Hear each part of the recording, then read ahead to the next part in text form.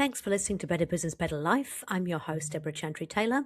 We're going to do something a little bit fun now. This podcast, would you believe, has been going since 2020. It started off as a bit of a fun hobby, and now some 5 or 6 years later, we're 260 episodes in and still going strong.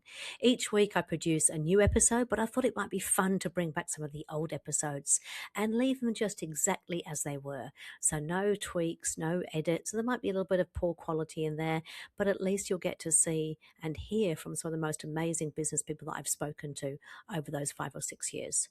I really hope you enjoy the episodes, and don't forget, if you ever need any help, just reach out to me. I'm only an email away, deborah@businessaction.com.au or deborah@businessaction.co.nz. Better Business, Better Life, here to help.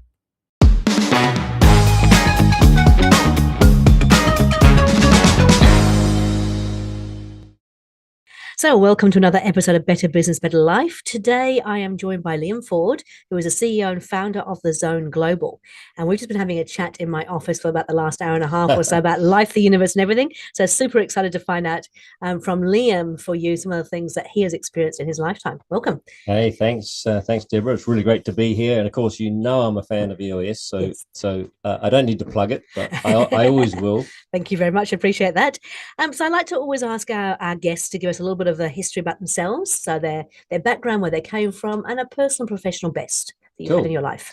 Yeah, well, I was born in Aotearoa, New Zealand, and I came from a very modest, poor family, in fact, and so if I look at where I am today, I never would have predicted that I would have got to where I am today based on where I was born, how I was born into. I was born into a very violent family and disruptive. So when I was a kid, I was sort of like a bit of a scaredy pants, like I'd be like behind my mum's skirt. And that takes a lot to get through over life.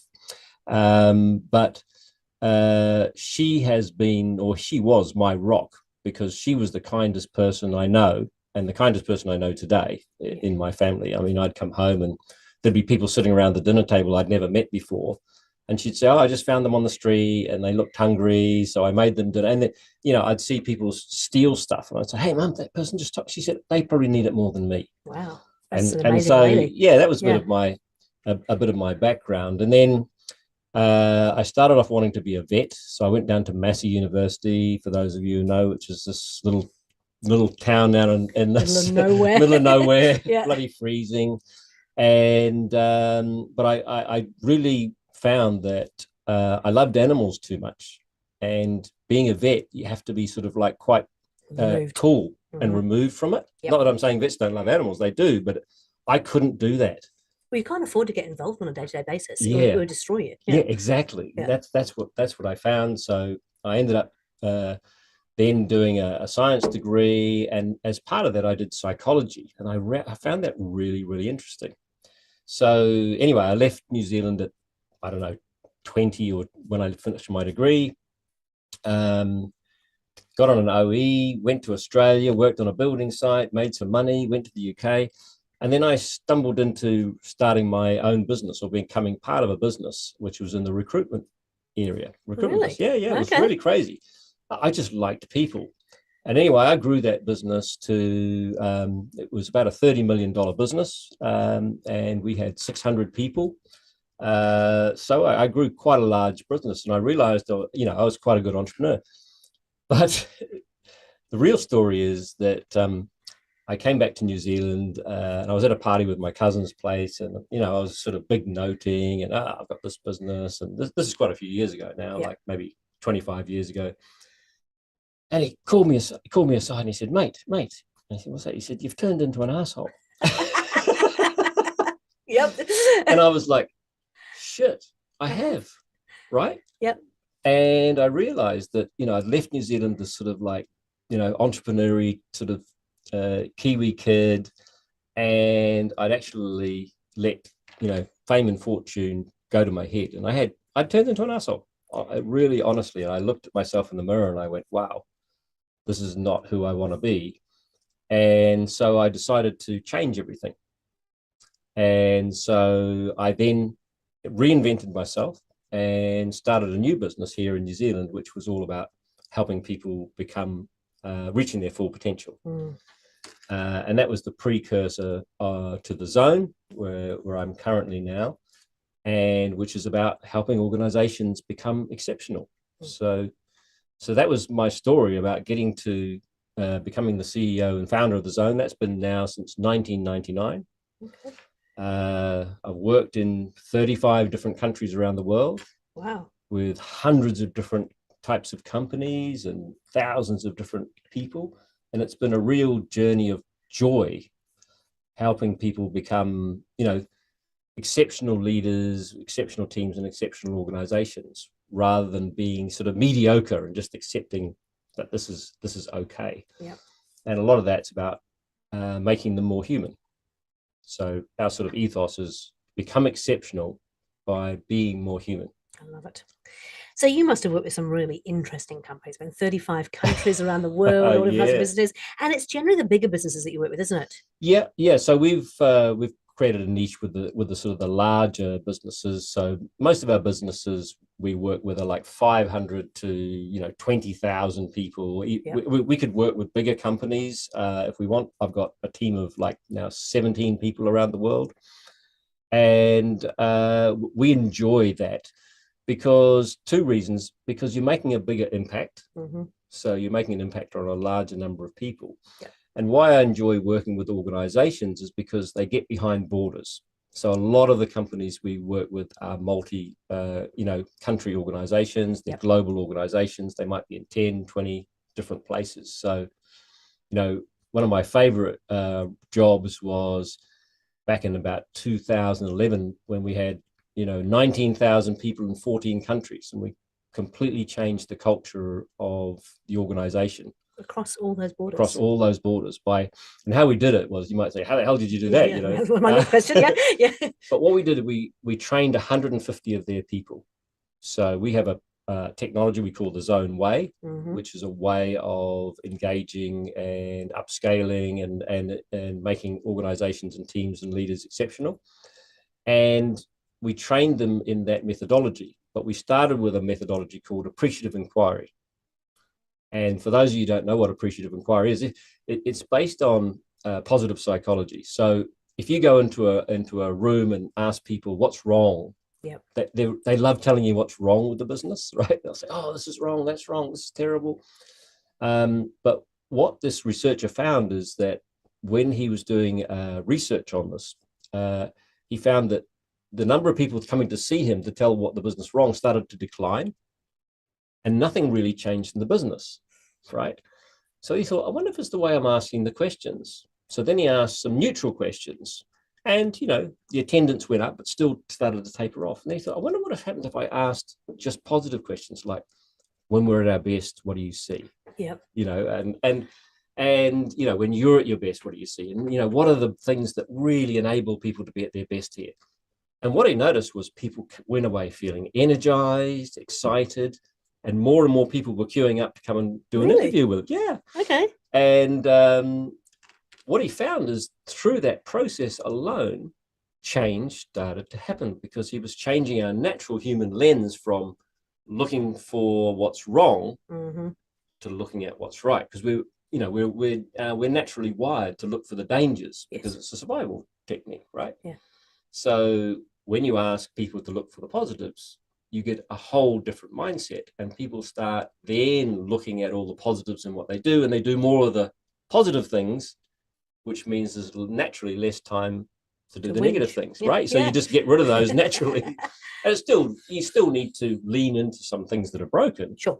But it's a different mindset. So that was pretty interesting. I think it's part of what we employ in the whole level 10 meeting, which you start off with we call it good news. The very first part of the agenda is good news, personal, professional, and the idea is just get people in that positive kind of mindset and thinking about working on things rather than being down in the you've got the fires. Yeah. Well, there's a really good talk that was done by a guy called Sean Accor. It's I think about 2014 now. It's a TED talk. Right.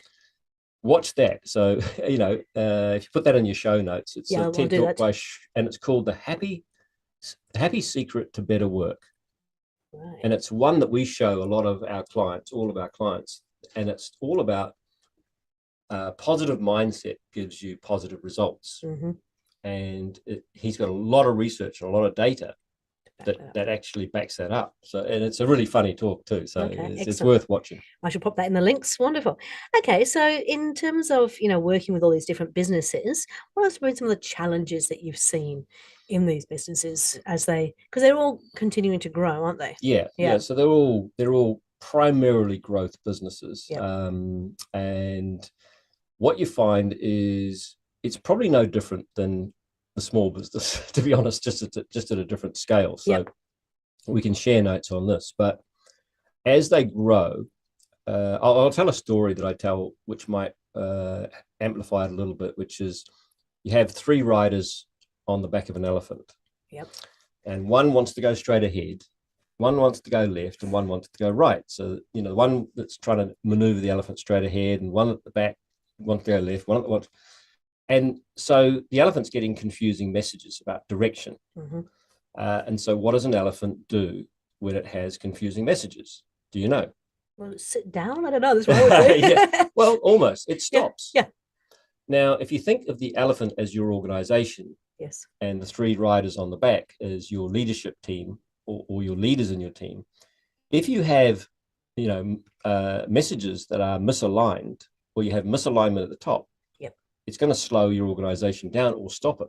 Because what people naturally do, they want to do a good job. Mm-hmm. So if one of the leaders is saying, this is our KPIs, and one of the leaders is saying, this is our KPI, and one of the others is saying, oh, no, this is our KPIs. If one of the leaders is moving at 10 miles an hour, the other one at 20, the other one at 50, that's exactly what happens. So your organization slows down, and people are then confused, and they go, oh, Deborah, what am I supposed to do here? Even though they would naturally know if the messages were aligned. Yeah. And so what you do is you hamstring your organization. You actually hamper it. Yep. You disable it. And that's what I find in the big organizations, because they have a big chain of communication from top to bottom. Yep. So it's like that old, whispers game where you sort of whisper. Chinese whispers. Yes. Yeah. Where you whisper something in one ear, and by the time it comes round to you, it's a completely different message. So that's what I find is one of the areas. The second area is culture. So quite often cultures will start to form in the organization because of these silos. So you'll have a different culture in finance, a different culture in marketing, a different culture in sales, a different culture in operations. And that creates another set of silos and misalignment. Then in order to try and solve for that problem, they introduce bureaucracy. So then they over process things. Yes. So then there's a SOP or a process for everything, and then everything slows down even more. And then you have to have meetings before the meeting to check whether the politics are right. Then there's the meeting, and then there's the meeting after the meeting, and then there's it just reminds me of my 12 months at council. Sorry, for my sins, I worked 12 months at the Auckland City Council. It was exactly like that. Right. Well, that's the problem with big organizations, and it's about getting rid of all that BS. Yeah. Getting rid of the bureaucracy, getting rid of the misalignment, getting rid of the agendas, right? And I use an analogy of a fishbowl for your culture. Mm-hmm. So I say, okay, so imagine you've got this fishbowl, and every time you add a bit of bureaucracy or politics or hidden agendas or miscommunication, that's polluting the water, right? So you have this fantastic fish that's in the water, and she's come in from the best university. She's super resilient, like she wants to change the world, and she's like, yay, let's get in there. Yeah. And then she gets, oh, I'm too busy for you, or oh, you have to have 10 signatures to do that. Oh, you have to, there's a meeting before the. And so this water starts getting polluted, and the fish starts to get sick.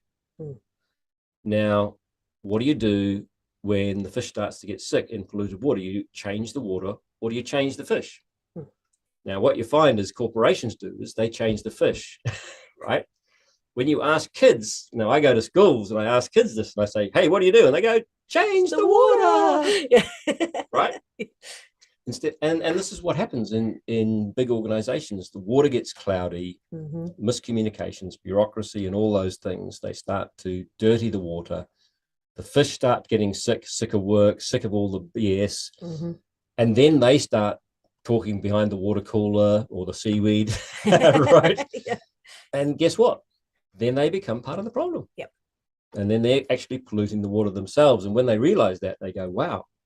And then they leave. Yep. And that's what happens when you have this talent or brain drain. And it can happen the same for countries. Yep. You know, like in New Zealand, they say it's happening right now. Yeah. Like it's crazy. You know, we have such an amazing country here. And, you know, I've traveled a lot and we have so much good here, so much we could do. So we just need the right direction and, you know, Kiwis would get behind it. Yeah. And I think, you know, what do they say? You know, there's always trouble with idle hands.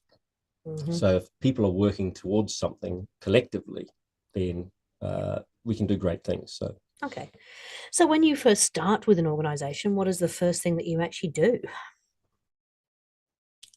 Probably not rocket science, but the first thing I do is, let's say I'm talking to the CEO, and I'm talking to the CEO, and I say, okay, tell me what the problems are.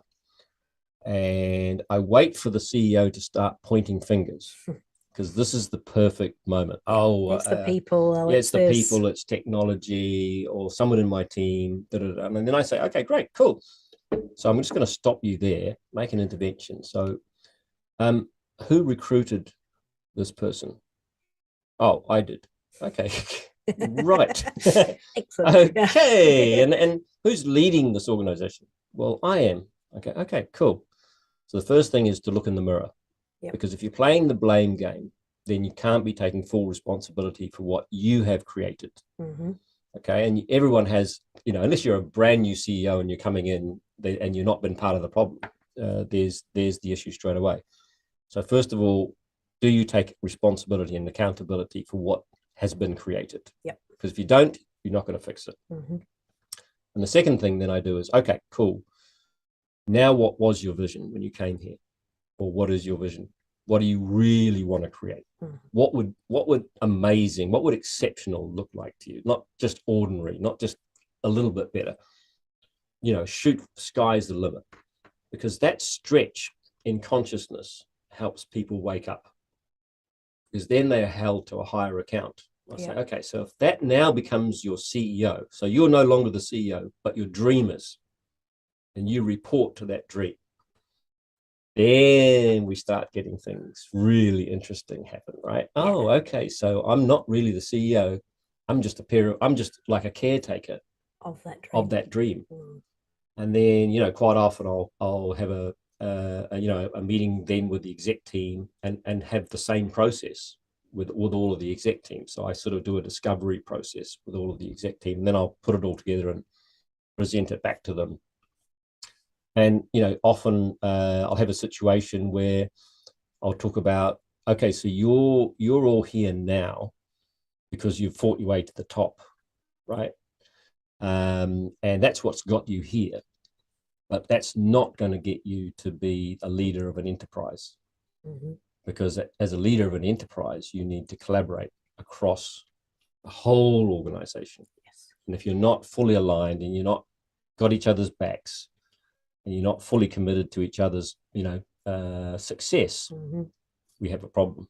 Right. So it's a little bit like I use an analogy, the difference between an Olympic team, which is flying the same flag, everyone's trying to get gold medals, right? And hey, we'll win, but you're winning for your discipline before you're winning for the country. Yeah. The winning for the country just happens to happen when you count up the medals. That's one form of team, but that's not the sort of team you need for an enterprise. You need a team that's collaborating, like a football team or a netball team or a rugby team, or, you know, they're all playing for the greater good. Yeah. So we've got a common shared greater good vision, goal, what their good looks like. We're all playing different positions or different functions, and then we go from there. I'd never thought about the Olympic team like that, but you're right. It is very, very different. Yeah. Okay. And the other thing is you know, agile is very popular today as a word, right? And I've seen lots and lots of agile implementations around the world, successful and unsuccessful. And what happens is that a lot of companies are actually structured like a matrix, right? So they'll have a functional accountability and they'll have a cross-functional accountability, because cross-function is usually how they launch products or do things. And they want the organization to be more agile, but they put the structure in place, which is matrix, right? Mm-hmm. And agile and matrix have two fundamental different, completely different ways of operating it. Yeah, completely different ways of operating. So you have to, in order for the agile way to work inside of a matrix, it's the agile mindset, understanding how to work in a matrix organization. And in a matrix organization, it's always the cross points where the function meets the cross function that you have an opportunity for conflict. But you also have an opportunity for creativity. So, what I teach people is how at that cross point to work collaboratively and to unlock creativity, or what we call collective intelligence, rather than hit conflict. And then you unlock incredible value for the organization when you unlock this collaboration and collective intelligence. So I call it the collaborative advantage. I'm writing a book on that right now. Excellent. So when's that going to be released? Probably next year, I'd say. Yeah. So you first heard it on this podcast. Excellent. I look forward to that. Because I keep hearing people talking about competitive advantages, and that I understand that. What makes you different, what makes you stand out, what makes you different from your competitors. But all true enterprises are collaborative. Yeah. Because if you're not collaborative, you can't compete. Right? So collaborative is actually underpinning competitive. And it comes back to, my love of nature. As you know, I'm also big into sustainability, permaculture, regenerative agriculture, and that's really important to me. Yep. And if you look at natural systems, they're very much collaborative systems. And they can live in harmony, which seems like competition. Yes. So it's pretty cool. So that's the basis of understanding this whole collaborative advantage that we have. And if you lose that and you start competing, particularly on the inside, you're going to be in trouble. Okay. I look forward to that book coming out. I want to take you back, if I may, to your original business in the recruitment business. I'm assuming because you had, how many staff was it in the end? 600 staff and $30 million. Okay. How quickly did you grow, and what were the sort of some of the challenges you came across? I had that business for 21 years. Exactly. So we went through three 7-year cycles. We actually went through three recessions fundamentally, and the first one was the most brutal, because that was when I had about 40 people and we had to go down to 7. And it was tough, and making those hard calls was probably the hardest thing I've ever had to do, because when you hand select 40 people, they're your family. They're your family, and you know that they have families, and that times are tough. And sure, you can go through and say, okay, let's look at the bottom 10% of performers and the top 10%, and you can do it that way. But when you're in a recession, and things are going to change very quickly negatively, if you hold on too long, you're going to run out of cash. And that's the truth. And not that money's the purpose of business. It's like the oxygen is to living. So you need it to live. It's not the purpose of your life, but you need, particularly nowadays in today's world, you need cash to live. And that's just the fact of life. So that was the hardest thing I ever did, probably, in my whole career. Yeah, I can imagine. How did you handle those conversations with people? With a lot of tears. So it was one-on-one with every single person. And of course, once you start, the word gets out, and you have to do it real quick. And we knew we were going to have to do this for about 3 months. And to be honest, I delayed it longer than I should have. But we made sure that we did it at the optimal time for people. So we had a long weekend coming up, and so I just did everyone on a Thursday and a Friday personal conversation, face to face in those days. And that meant me traveling to them, because we had people in different places. And so I went round and I did it, and some people were really pissed off, which was hard, and some people took it well, and some people collapsed. And you just think, wow, That was me doing that. I had that ripple effect on people, and that was tough, and that was a hard lesson.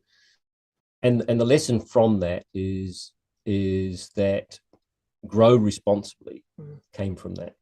Grow responsibly and look at the macro trends. So, I was very myopic in those days. I was just looking at my business, how it's going, and I wasn't looking at what was happening in the macro environment, and so I missed what was happening in the macro environment. And I think as a leader, you need to understand your business for sure. Understand your marketplace, but understand also the macro environment about what's going to happen. And you make a call based on that. You're not always going to be right, but it's better to be forearmed. Yeah, and say if you've got you can then have. I always talk about having, there's the main plan, but you have to have other plans that are there just in case. The plan B. Yeah, the smash in case of emergency kind of plan. Yeah, exactly. Break glass here. Yeah. You can't do that if you've done that. So we talked about this before we came into the podcast. So this whole macro, being really aware of the macro environment. Can you give me some examples of things people should be looking to in terms of understanding that macro environment? Well, I mean, there's a lot of good data in New Zealand if you read a lot of the bank reports, a lot of the bank economists, and look, if you look at their ability to predict the future, it's a little bit like the weather. Yeah. Right. We've been predicting weather for like 150 years and we still can't get it right. Yeah. You know what I mean? So you have to take it with a grain of salt. But if everybody is predicting, hey, things are going to get tougher, and you're not an economist, I would then go to an advisor and actually sit down with someone who really knows and say, hey, look, this is where my business is. What do you think we should do to hedge for the future? I was on a call this morning with one of my clients in Southern California, in Brentwood, which is just north of Santa Monica. And their business is down 66%. They're in the multifamily housing business, and they do loans for, the 200-300 million worth of property. And on Tuesday, the new economic data is coming out for the US. And so when that comes out, they'll know whether they need to make cuts or not. And that'll be sort of a quarter ahead in the cycle. So they know if the economic data is good, then we're okay. We'll probably start recovering. If it's neutral, we're probably okay. If it's negative, then they're pretty sure that the next quarter is going to be brutal, and they could drop another 30%. And so they're going to have to make some hard calls.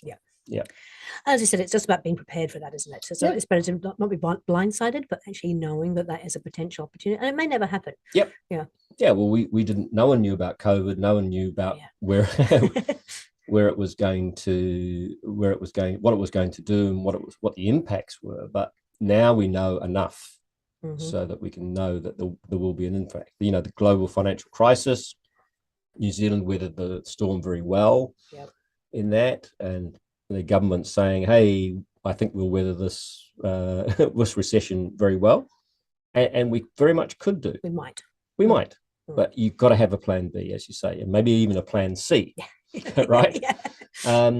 And maybe it's time to look at, I've been struggling with this business for a while, and maybe it's time to retire it, because you've got to also know when to get out, right? Because I know a lot of small business owners love their businesses. It's their baby. It's a baby. And maybe it's only paying them a wage plus, right? And it's not really a business per se. But they need to go, hey, am I prepared for more hard times? Have I got the energy? Have I got the motivation? Have I got the capital behind me if things go wrong? It's really interesting. Gino, who wrote the EOS model and whatnot, he talks about the fact that in every 10 years, we generally have kind of, a couple of good years, 3 or 4 kind of average years, and there's always 1 year in every 10 that has the potential to completely destroy you.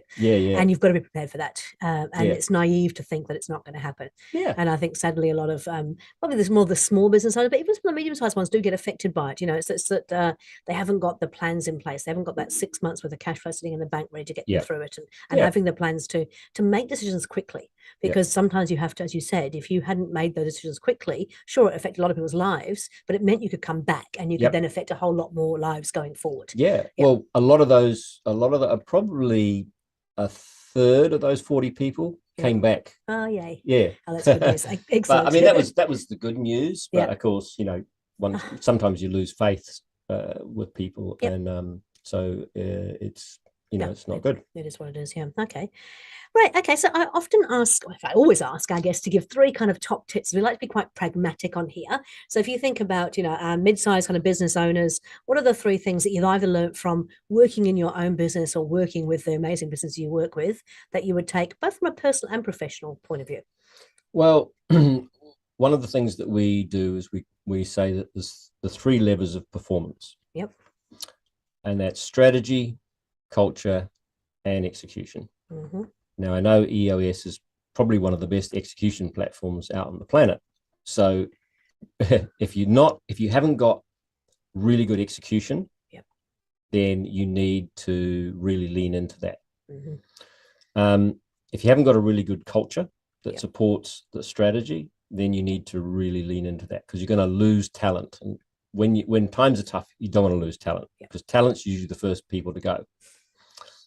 And then you can make sure you have a right strategy. Right. So you've got a vision for who you want to be, or what you want to become, or what you want the business to do. Make sure you've got the right strategy. You're going to do the right things, because strategy is really just about choices. You know, you've got all these choices you could choose. Which ones are you going to choose? And maybe you'll choose them right, maybe you'll choose them wrong. And just a nuance within that strategy. Many years ago, strategy used to be set for like 5 years, 10 years, right? You remember those days. The strategy documents. Sadly, yes. You know, and they sort of sat in the bottom drawer, and they came out once a year, and people would say, oh yeah, we're pretty much on track, but no one measured it. Well, now you have to be much more agile with your strategy. So what you have to do with strategy nowadays is relook at it every quarter. So every quarter, I would say, and I know this is an EOS thing too, but but it's just common sense. It's good business practice to get your leadership team together. And that doesn't just mean your executive, by the way, because they aren't always the implementers. So get your wider leadership team together, get them in a room and say, what are you feeling now? Where are we going? How are we tracking on track? What's the data say? What does the market say? Once a quarter. And if you just do that for a day or two, will transform your business. So that's your strategy element. Your culture is what supports it. Culture is what supports it. So if your culture's not quite right, then you need to relaunch it, right? And there'll be people in your culture, and that's mindset and behavior culture, right? It's the mindset of the people and the behavior of the people, right? So if your mindset's not right, you're not going to crack it. If the behaviors aren't right, it's not going to crack it. And the behaviors are also not only the things you do, but the things you allow to be done, right? And a lot of people miss this that one. You know, so if there's someone in the corner and they're performing quite well, but they're a bit of a shark, and they're using other people's resources and goodwill to actually drive their performance, and they're a bit of a silo, it's a hard one because they're performing, but the damage that they're doing long term is what you have to look into. So strategy, culture, and then have very good execution. Very good execution. And we have an execution process which we call moments of truth. So we look out, 90 days and say, okay, what are the moments of truth that we have as an organization? And people might call it milestones, but there's lots of other moments of truth that could be like our long range plan, board presentation, right? So there's moments of truth that are beyond just delivery milestones. There's when we have to show up at our best, when we have to be exceptional. What are those moments of truth for our customers, our people, our teams, for our investors? What are those moments of truth? And then we really nail those moments of truth. And if you get people focused on, being exceptional at those times, the other things sort of like line up. So those are the 3 things that I'd say: focus on your strategy, get that right, culture, get that right, and then your execution, And if you want an execution partner, I'm going to plug EOS. You haven't got to do that, but thank you. I appreciate it. Oh, no, absolutely. Well, the reason why I do plug it is because I've seen it in action. Yep. So probably I've got about 5 or 6 clients that run EOS at the moment. Yep. And they're big clients and they love it. Yeah. They love it. It's just a process that really, and a structure that really supports their execution. Yeah. So I'm a big advocate of it. And I know there's other methodologies out there, but and we always say, like, you just need to pick a system and stick with it. Yeah. So we'd love it to be EOS, of course, but it doesn't matter. No, you've got to just pick one, stick to it, and you'll get the results from it. Yeah. There's lots out there, and I work closely with YPO as well. Yeah. And a lot of the YPOs will implement different models, or they'll have their own model, or whatever it is. But it's the fact that they implement it like clockwork. Yeah. That's the thing that makes the difference. Yes. It's like consistency. You're talking about the same things. You allow room for sideways gravity to come in, right? Yeah. So it's not so tight that you can't allow for creativity or things that come out of the blue, or people to speak up and just say, I don't know, my gut's telling me, you have to allow room for that. Yeah. That element of human creativity and insight to creep into your system, and then you can adjust. Yeah. Right. So don't try and suppress those views and that diversity. Try and encourage it and have it as a voice, and go, yeah, bring it out. Let's hear what you're thinking, right? Because it might be totally just imagination. Yep. Right. There could be something in it. Or there could be something in it. Yeah. Right. And that's what we call collective intelligence. Yeah. Like, why dumb down the room? Yes. When you can unlock it and unlock the potential.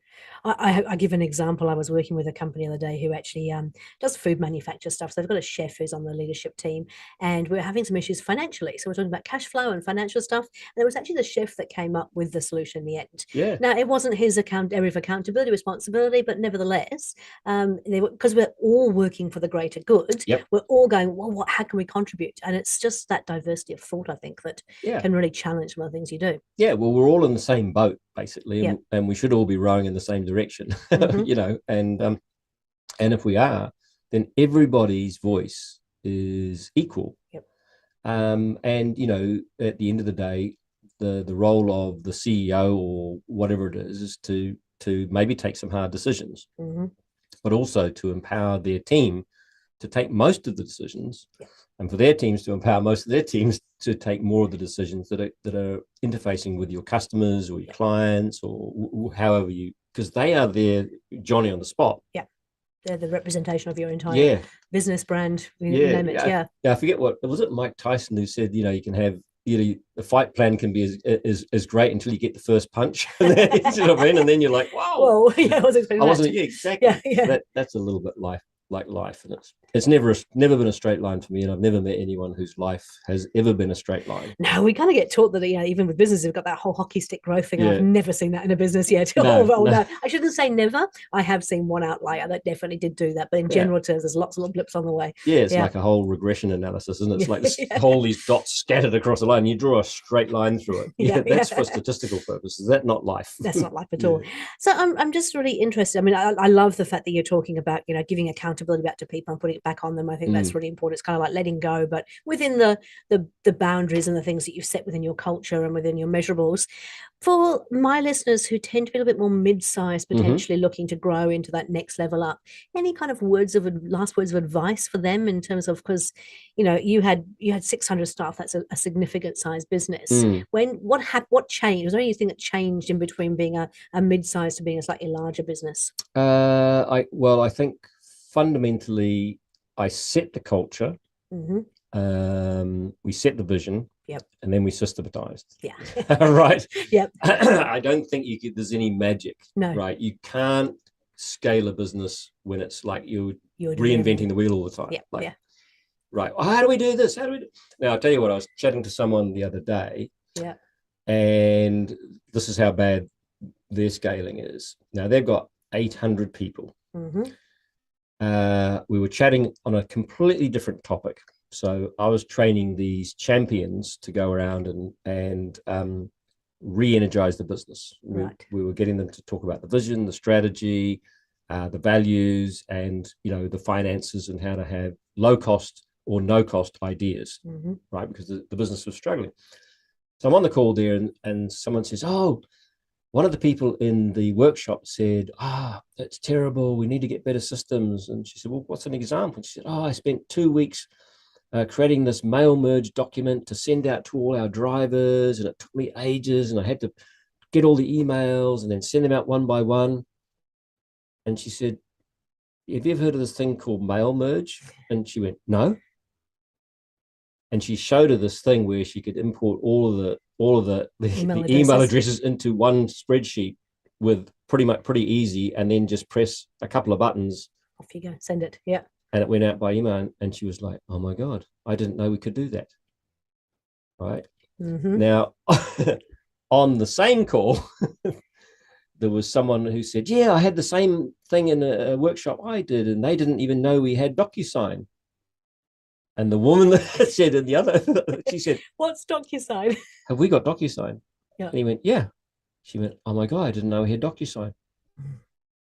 And they've been working together for 4 months. Right. I had no idea.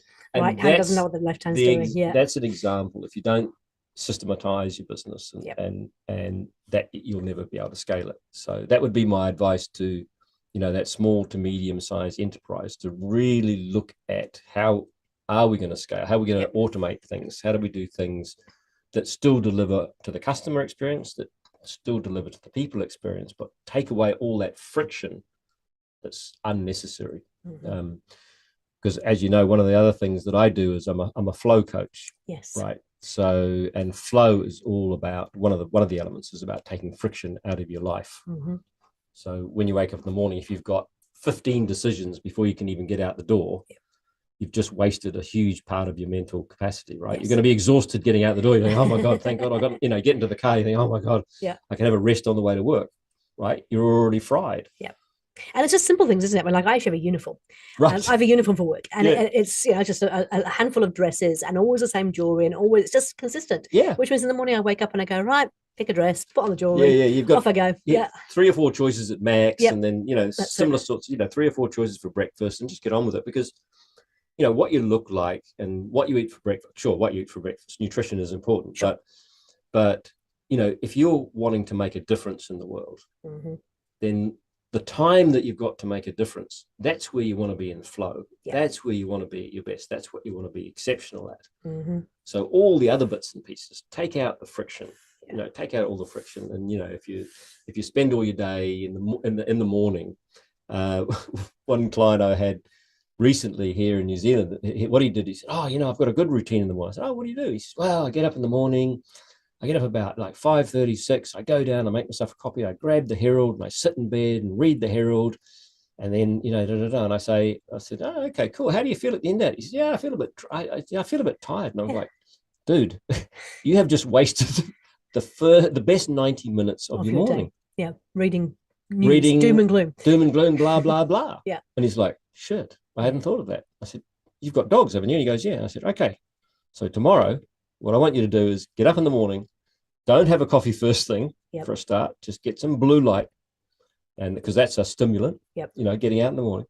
Take your dogs for an hour's walk or 45 minutes walk, and just whistle along and play, meet other people, and get yourself some exercise. Then come back. What are you going to nail this day? Well, how are you going to win the day? How are you going to win the week? All right, think about that. Grab yourself a coffee, and then do your most creative, high-value work. Right, while you've got all of your attention freed up. You're in the best energy space you possibly could be. That's some. And I didn't charge him for this, by the way. He paid for lunch though.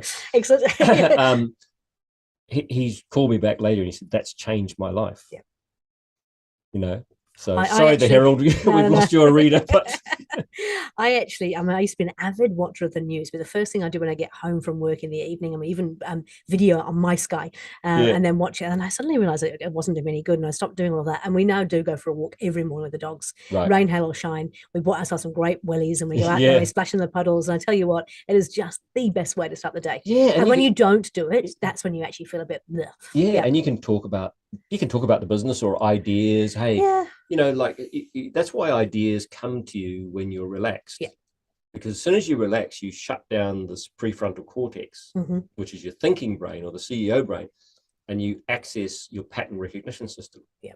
And then all of a sudden ideas come. So you're in the shower, like, and wow, right? Yeah. Quickly write it on the mirror or something. Yes. Or, you're going for a walk, or, you meet a friend, and you just have such good energy. You're in the car on the way back. You think of a new idea. Yeah. No, completely agree. I did actually had another podcast guest who talked all about that stuff, and I was blown away. But I remember you doing the talk at the Connected Communities. I mean, again, it was something that really struck me, and I've completely forgotten it now. But it was just around that whole flow is like not wasting that perfect time. Yeah. Hey, look, I know we could talk for hours because we already have, but I also know you've got a huge amount of resources available that can actually help people. I mean, you've got some great case studies on your website.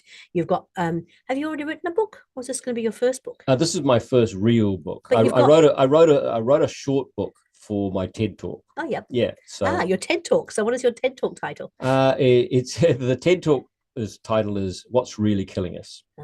Because I did that in 2014. Yep.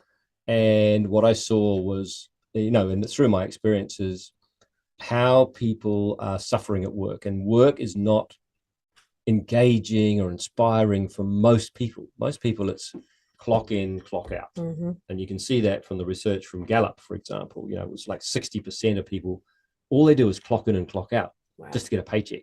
This is global. I can't get my head around that, but I can appreciate it. Yeah. And then there's like, 15% of people are actually going the extra mile, and there's a whole bunch of other people that actually are undermining the business. Right. And this was global statistics. And you just look at that, and that's what you see inside organizations. They're just operating at mediocre. They can't stand the next meeting. They sort of check out in meetings, and they check out at work. They get their paycheck, but they're not happy. Yeah. And that's what I saw around the world. And so someone asked me to speak at a TED Talk, and that was the title of my talk. Right. That was What Is Really Killing Us. And it's a 4-letter word called work. And it's just the way that work is set up. And we can set up work so much differently to be exceptional, to be excited. Not every day. We all still have to fill in our tax forms and stuff and whatever. But those are the small things. Don't let those small things distract us from the bigger game, which is how much impact we can make, and how much we can change things, or how much value we can add to clients, and how excited they feel when they're using our product or service. That's great when you see the spark in the eyes and stuff. That's what we're here for. Yeah. So where can I'll put the TED Talk link in the podcasting as well. Where can people find more information about you, and how can they contact you? So I'm on LinkedIn as Liam Forde. Yep. We've also got a Zone Global LinkedIn. You can follow us on there, or you can look at the website, which is www.thezone.co. Okay. .com was taken by the diet people. Oh, was it? Of course, the Zone. Yeah. When I started the Zone, I was in New Zealand. I didn't think of .com back then. So that was like 20 odd years ago. Okay, so thezone.co, excellent. And LinkedIn for both yourself personally and also for the company as well. Yes, absolutely. Now, I'd give you my email and a phone number, but you'd probably swamp me. So, hey, look, really, really appreciate you coming in. Spending some time with me before this, but also giving you time for the podcast. I have to say, it's great to be back in person again. So, isn't it? Yeah, the energy is always a little bit different, I think. So, yeah. And you've got such a great setup here for podcasts too. You've got a great setup here too. I'll probably steal it from you one day. No worries at all. Hey, look, thank you very much for coming in, for sharing all your wisdom and whatnot. Look forward to talking again soon. Yeah, well, obviously it's been a pleasure, and I'm sure we're going to collaborate together and do some great stuff. Let's make a huge difference. We'd love to do that. Yeah, thank you. Thanks. Cool. Thank you.